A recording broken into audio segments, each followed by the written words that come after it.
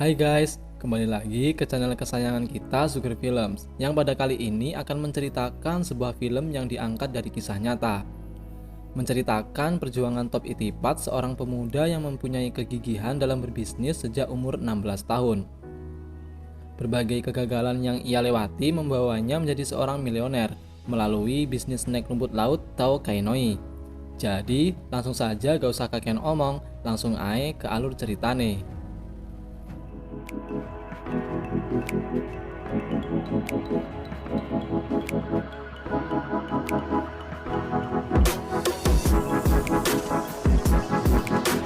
Cerita dimulai saat Top sedang bermain sebuah game online di waktu pelajaran komputer.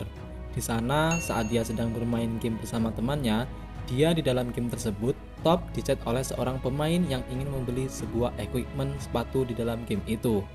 Di saat Top menawarkan harga untuk equipment tersebut dengan harga 50 juta UB, tetapi pemain tersebut menawarkan dengan harga 500 SGD untuk satu equipmentnya. Akhirnya, Top pun bersedia dan meminjam rekening pamannya untuk mengambil uang itu. Setelah uang tersebut dikirimkan ke rekeningnya, Top pun segera mengambil uang dan betapa terkejutnya Top menerima uang itu. Dan inilah awal perjalanan dirinya menjadi seorang bilioners. Scenes pun berpindah, di mana Top menggunakan uang tersebut untuk membeli berbagai macam barang yang dia inginkan. Seperti DP sebuah mobil pertamanya yang dia bawa ke sekolah dengan sombongnya, serta membeli beberapa PC untuk dia gunakan bermain game di rumah. Di sekolah pun dia dikenal sebagai seorang anak muda yang tampan dan banyak gadis yang menyukai dirinya. Sayangnya, Top sudah memiliki pasangan yang bernama Lin. Di rumah, Top tinggal bersama kedua orang tuanya serta pamannya. Orang tua Top begitu keras, terutama ayahnya yang mempunyai pendirian sangat kuat. Sedangkan ibunya sangat sabar menghadapi segala tindakan yang dilakukan Top. Seperti saat Top membeli banyak PC yang membuat kedua orang tuanya marah dan dirasa hal yang dilakukan Top tidak ada gunanya.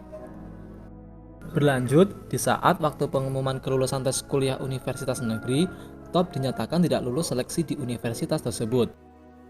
Akhirnya Top pun terpaksa belajar di universitas swasta. Selain masalah universitas yang dimana Top tidak diterima saat seleksi, akun game online Top yang menghasilkan begitu banyak uang pun harus terhapus karena suatu masalah. Scenes pun berpindah. Pada saat kelas berlangsung, Top terlihat malas untuk mengikuti perkuliahan dan sering membolos pada saat jam berlangsung. Pada saat membolos perkuliahan, si Top yang sedang mencari makan di luar akhirnya malah berkunjung di sebuah pameran mesin. Ia pun tertarik pada salah satu mesin yang dikenalkan oleh sales mesin tersebut. Dan Top pun akhirnya membeli sebuah mesin modern pemasak kacang yang pertama di Thailand. Dari mesin yang dibelinya itu, Top memulai usaha pertamanya menjual kacang. Seperti pengusaha umumnya, yang sebelum memulai usaha harus belajar terlebih dahulu. Top pun akhirnya dengan gigih mencari teknik untuk membuat kacang yang enak, yaitu dengan cara mencari berbagai literatur dari beberapa pedagang kacang di sekitarnya. Akhirnya Top pun berhasil membuat kacang yang enak dan dijual bersama pamannya di sebuah mall. Akan tetapi, kacang yang dijualnya tidak laku karena terkendala oleh lokasi yang kurang strategis. Akhirnya, Top pun mengambil sebuah langkah dengan berjualan di depan pintu masuk mall. Saat jam perkuliahan di kelas, dia ditelepon oleh pamannya bahwa kedai kacangnya yang sebelumnya sepi menjadi ramai. Di balik kelancaran usahanya, masalah lain pun datang saat Top mendapatkan informasi dari temannya bahwa dia terancam di DO dari kampusnya. Akan tetapi, Top tetap pada pendiriannya, yaitu mengembangkan usahanya lebih maju lagi. Tidak lama setelah itu, masalah lain pun datang dari kedainya, bahwa asap mesin kacangnya itu mengotori atap mall. Dan akhirnya dia pun terpaksa mengecat kembali atap mall agar tidak diusir dari mall itu. Kisah pun semakin buruk, di mana kedua orang tuanya terpaksa pindah ke China dikarenakan terlilit hutang yang cukup banyak. Tetapi Top bersikeras tetap tinggal di Thailand untuk meneruskan bisnis bersama pamannya. Scenes pun berlanjut ketika Top bertemu kembali dengan pacarnya di jalan. Dengan penuh emosi, Lin mendorong Top karena terjadi kesalahpahaman di antara mereka. Top pun memeluk Lin dan mereka pun pergi berdua. Di tengah perjalanan, Lin memberikan sebuah camilan rumput laut untuk mereka makan berdua.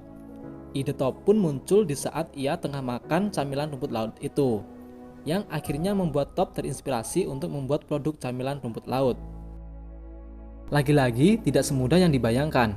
Dalam perjalanan bisnis camilan rumput lautnya, Top memiliki banyak tantangan, mulai dari cara menggoreng rumput laut agar renyah dan tidak pahit, sampai modal yang semakin hari semakin menipis untuk kebutuhan hidupnya.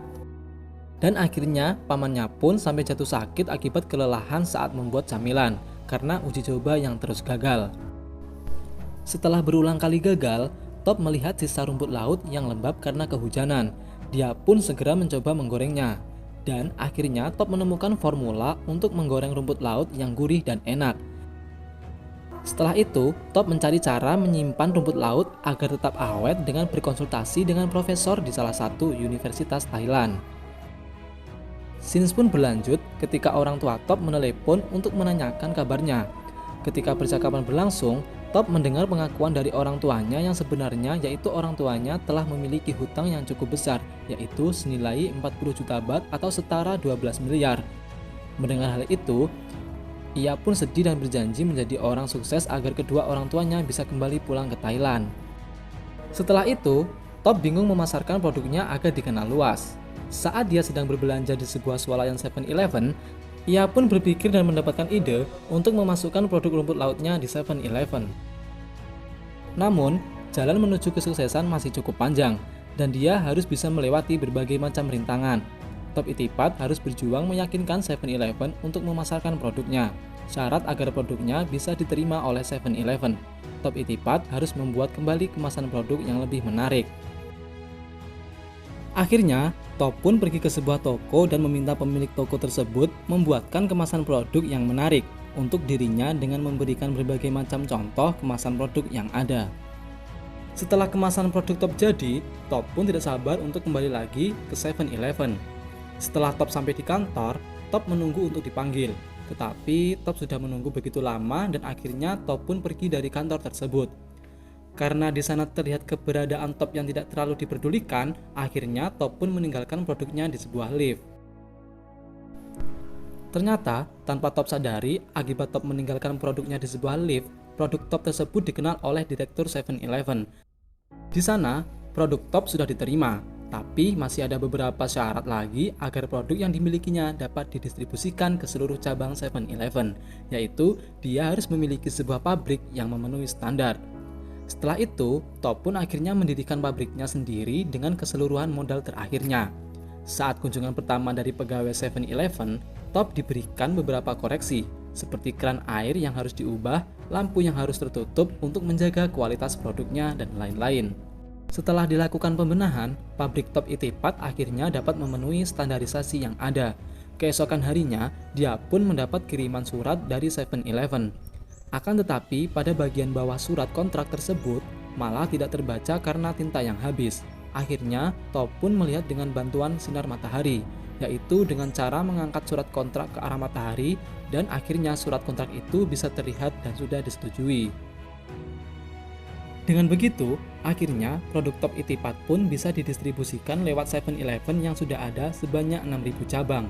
2 tahun setelah kerjasamanya dengan 7-Eleven, Top bisa melunasi hutang ayahnya 40 juta baht. Dan akhirnya dia menjadi bilioner dengan pendapatan sebesar 1.500 baht atau setara 450 miliar per tahun. Bagaimana teman-teman kisahnya? Inspiratif bukan? Dengan film ini semoga teman-teman termotivasi dan tetap semangat dengan apa yang teman usahakan. Jangan patah semangat walau apapun yang terjadi. Apabila kita menyerah, kita akan kalah.